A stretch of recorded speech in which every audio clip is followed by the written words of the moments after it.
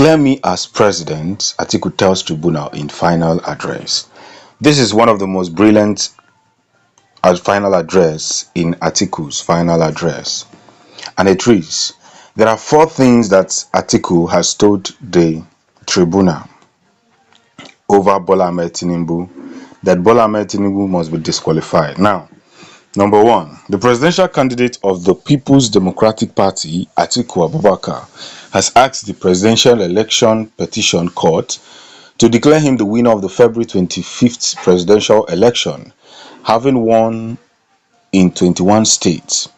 This was, as he stated, that the winner announced by the Independent National Electoral Commission, Bola Tinubu, was not qualified to contest the election.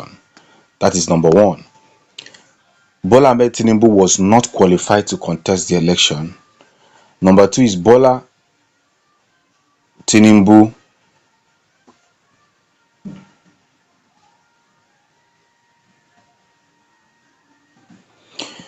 Number two, regards to an order of criminal forfeiture against him arising from a drug-related offense.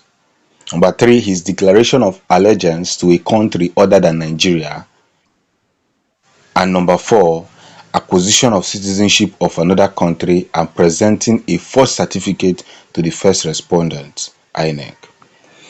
Atiku also stated that he had proven that the return of Tinubu in the election as the President of the Federal Republic of Nigeria was invalidated by reasons of substantial non-compliance with the mandatory provisions of the Electoral Act 2022 on electronic transmission of results for collation and verification by deliberate bypass of failure to transmit the election result electronically. So, in essence, he says that INEC has failed to transmit the election results electronically, even after assuring Nigerians that they are going to be transmitting the election electronically. He made the request in his final address filed at the Presidential Election Petition Court on July 20th in support of a joint petition with the PDP, seeking the nullification of INEC's declaration of Tinubu as the winner of the poll.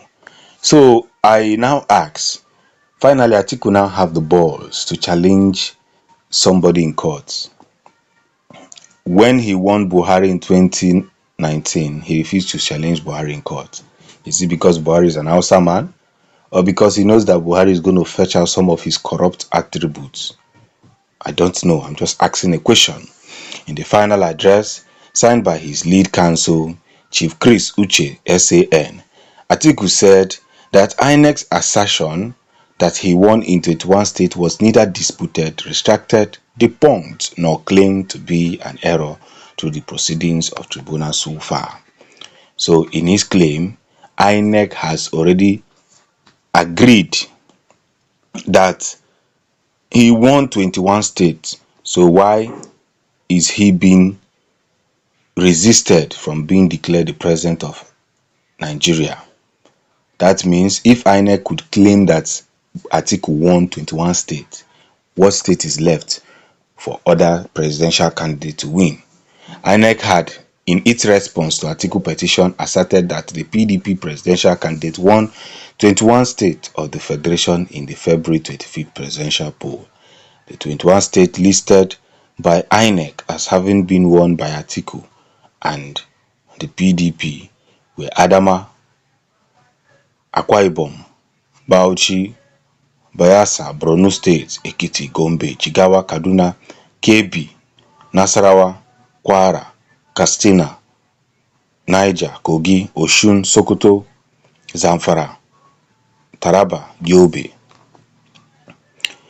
Atiku said that since INEC, which on its own have amended, claimed that he won the states and did not reboot the assertion throughout the proceedings, the tribunal should proceed to uphold the declaration. The final address read in part, notwithstanding, the first respondent INEC unequivocally and clearly admitted in its pleadings, namely paragraph 18 on page 13 of its reply to the petition, which was never refuted nor instructed, that the petitioners won 21 states of the federation in the presidential election, which is an admission against interest. As a result of non-use of the collation by electronic transmission, the first respondent, INEC, later altered the admitted result of 21 states for the first petitioners to 12 states. The petitioners have established that the return of the second respondent as the winner of the presidential election held on 25th day of February 2023 was unlawful and unconstitutional, having not secured one quarter of the valid vote cast in the FCT, Abuja, as required by the Constitution of the Federal Republic of Nigeria 1999 as amended. So, in essence, declaring Bola Ahmed Tinubu the president of Nigeria is unlawful and unconstitutional, because according to the Constitution of the Federal Republic of Nigeria 1999 as amended, state that a presidential candidate must win 25% in Abuja. This is the same argument that P2B and Labour Party is throwing. The petitioners have proved that the second respondent was not duly elected by a majority of the lawful vote cast in the election. 41E, the respondent proffered very scanty evidence in defense and virtually abandoned their pleading by not calling necessary witnesses and not having any credible defense to the petition.